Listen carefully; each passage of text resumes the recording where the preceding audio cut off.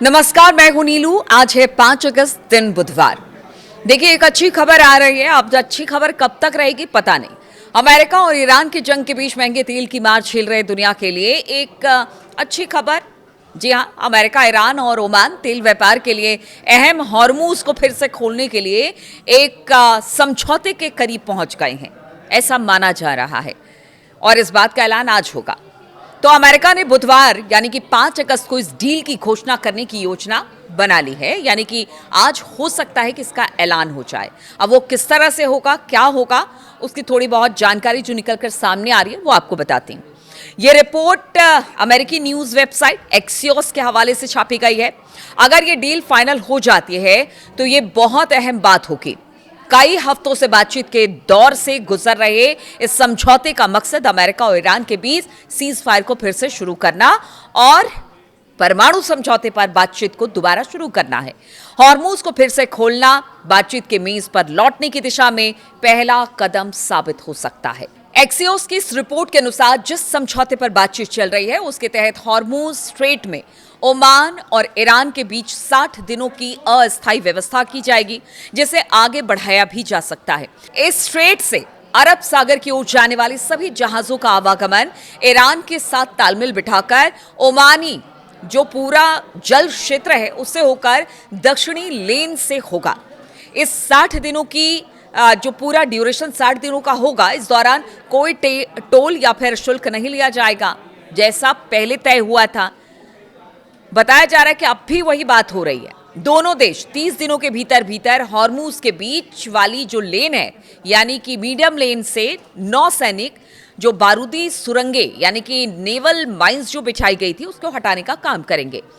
बीच वाली लेन साफ हो जाने के बाद उसका इस्तेमाल आने जाने वाले जहाजों के लिए किया जाएगा, लेकिन जहाज ओमान और ईरान के बीच बातचीत से तय होने वाली स्थायी व्यवस्था की शर्तों के तहत ही आ जा सकेगा।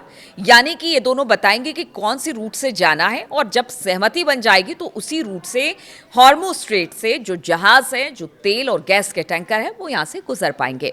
अमेरिका और ईरान के बीच जारी युद्ध लंबा खींचने के साथ एक अहम सवाल पीछे छूटता नजर आ रहा है कि देखिए कि जो सवाल के साथ अमेरिका ने ईरान पर हमला किया या इजराइल के कहने पर हमला किया, क्या वो मामला पीछे छूट गया? अब हॉर्मूज ही सबसे बड़ा मामला बनकर सामने आया है। इसलिए कहा जा रहा है कि आज जिस चीज़ का ऐलान होगा हॉर्मूज स्ट्रेट को लेकर कि यहाँ से आप देखिए जो जहाज़ है उनको जाने दिया जाए, ओमान के साथ कुछ सहमति बनाकर और फिर एक मेज पर बैठकर यहाँ से रूट को दोबारा हॉर्मूज स्ट्रेट से शुरू किया जाएगा। ये तो एक बात हो गई। अब देखना होगा, समझौता तो पहले भी 60 दिनों का हुआ था लेकिन उसका कोई नतीजा नहीं निकला। इस बीच हमने देखा कि किस तरह से जबरदस्त तरीके से अमेरिका ने हमला किया, ईरान ने उसका जवाब दिया और ईरान का बार बार कहना है, आज जब तक स्थिति स्पष्ट नहीं हो जाती कि वाकई बातचीत हो रही है तब तक तो ईरान का यही कहना है कि देखिए ऐसा है कि हम बातचीत के लिए आगे नहीं बढ़ रहे हैं। जो ट्रंप बार बार कह रहे हैं ना कि ईरान चाहता है, लेकिन ईरान ने कहा है कि हमने कोई पेशकश नहीं की है। अब जब आज अगर इस पर वाकई सहमति बनती है तो वो कितना रंग लाएगी ये देखने वाली बात होगी। ये तो बात हो गई हॉर्मुज स्ट्रेट की, लेकिन एक अहम मुद्दा जो कि जिसको लेकर मैं आपको बता रही थी कि अमेरिका और इजराइल ने मिलकर ईरान पर हमला किया, क्या वो जो मुद्दा था वो पीछे छूट रहा है? हम बात कर रहे हैं ईरान के परमाणु हथियार बनाने को लेकर। तो देखिए, ईरान क्या परमाणु हथियार बनाना चाहता है और यदि हाँ तो ऐसा अब वो ऐसा करने में सक्षम है, ऐसी बात हो रही है। देखिए, दोनों देशों के बीच अब जो हॉर्मुज स्ट्रेट है वो अहम हो गया है और ये बड़ा विवाद बन गया है। पहले इसको सुलझाएंगे, बाद में देखेंगे परमाणु कार्यक्रम का ईरान को करना क्या है, इस तरह का अमेरिका का बयान है।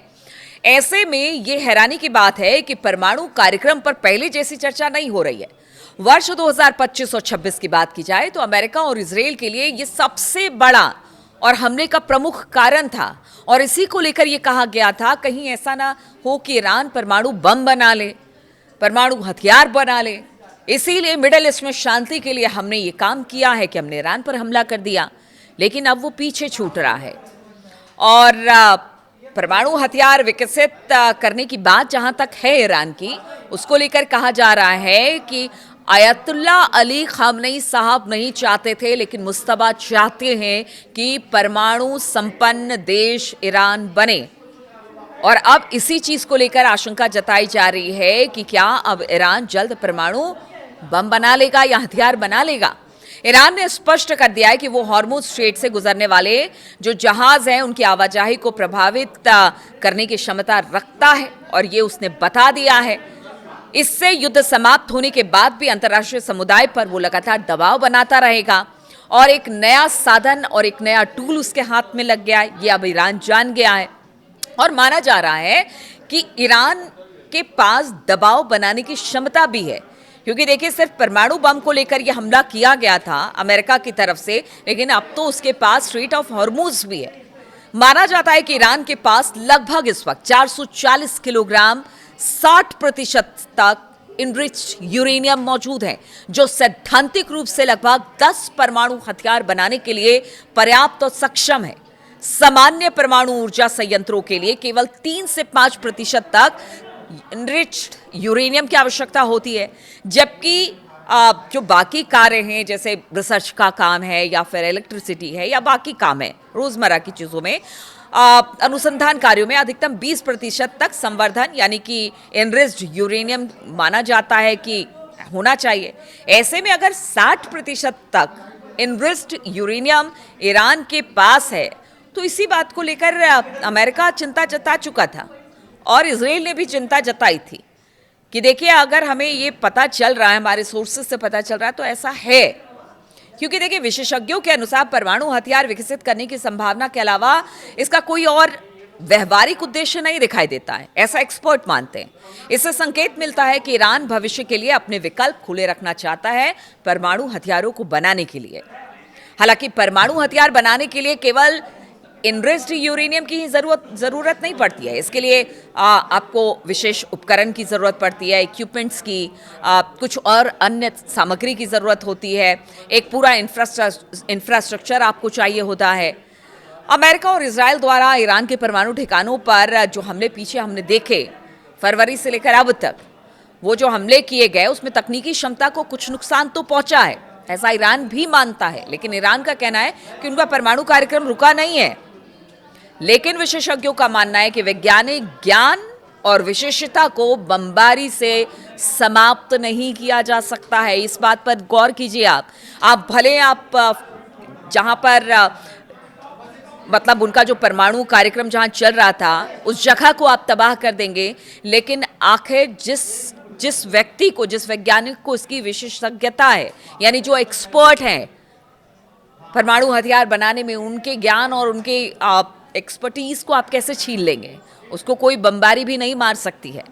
और इसी बात की चिंता अमेरिका को है। अमेरिका खुफिया एजेंसियों का मानना है कि ईरान के लिए नए सर्वोच्च नेता मुस्तफा खामनेई अपने पिता की तुलना में परमाणु हथियार हासिल करने के प्रति अधिक इच्छुक दिखाई देते हैं, और इसकी वजह से जब तक अमेरिका और इजराइल जमीनी सैन्य कार्रवाई, सत्ता परिवर्तन या लंबे समय तक कब्जे जैसी कार्रवाई नहीं करते हैं, तब तक ईरान के पास भविष्य में परमाणु हथियार विकसित करने का विकल्प बना रहेगा। और इसी बात का डर सबसे ज्यादा अगर किसी को है तो वो है इजराइल, और इसीलिए वो लगातार अमेरिका पर दबाव बनाता रहा है कि अगर अभी ये दबाव हटा लिया गया ईरान के ऊपर से तो हो सकता है वो कभी भी परमाणु हथियार बना ले, जो कि उसके लिए कहीं से भी सही नहीं होगा।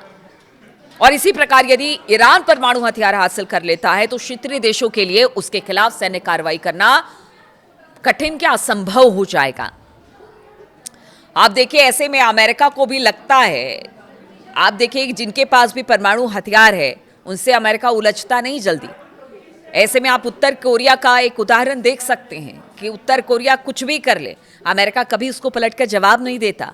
अब ईरान को भी लगता है कि समय आ गया है, क्योंकि जिस तरह की दबाव की राजनीति वो पीछे कुछ वर्षों से झेल रहा है, उसको लेकर अब वो और दबाव नहीं झेल सकता। इसलिए वो चाहता है कि अगर इस बार का युद्ध छिड़ा है तो वो निर्णायक हो, चाहे बातचीत के तौर तरीके से निर्णायक हो या फिर हमले के तरीके से, या फिर वो परमाणु संपन्न देश हो जाए, इस तरीके से भी निर्णायक हो।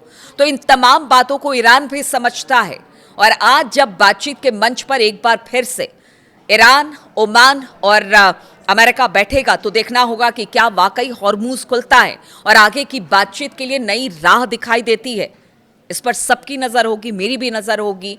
लेकिन जहां तक बात है कि पहले भी समझौते हुए हैं, समझौते टूटे हैं, हमला हुआ है, तो इस बार भी क्या ऐसा ही होगा? सबके मन में सवाल यही है, लेकिन सब चाहते हैं कि शांति हो और पूरी दुनिया में एक तरह से स्थिरता आए। जो गैस और तेल के संकट हैं, खासतौर पर देखिए सिर्फ गैस और तेल की संकट नहीं है, काफ़ी इंडस्ट्रीज को इस पे नुकसान पहुंच रहा है, दुनिया भर के देशों को इसके नुकसान का अंजाम भुगतना पड़ रहा है। इसलिए सब चाहते हैं कि अब यहाँ से बातचीत का विकल्प खुले और कोई एक नतीजे पर पहुंचा जाए, लेकिन सब यहाँ पर अपना हित देख रहे हैं, चाहे वो ईरान हो, अमेरिका हो, इजराइल हो। तो देखना होगा आज की बातचीत, आज जो बातचीत होती है या फिर जो शर्तें रखी जाती है उस पर क्या आगे का रास्ता खुलता है, नजर रहेगी मेरी। बहुत बहुत शुक्रिया मेरे साथ इस वीडियो में शामिल होने के लिए। आपके कमेंट्स का इंतजार रहेगा।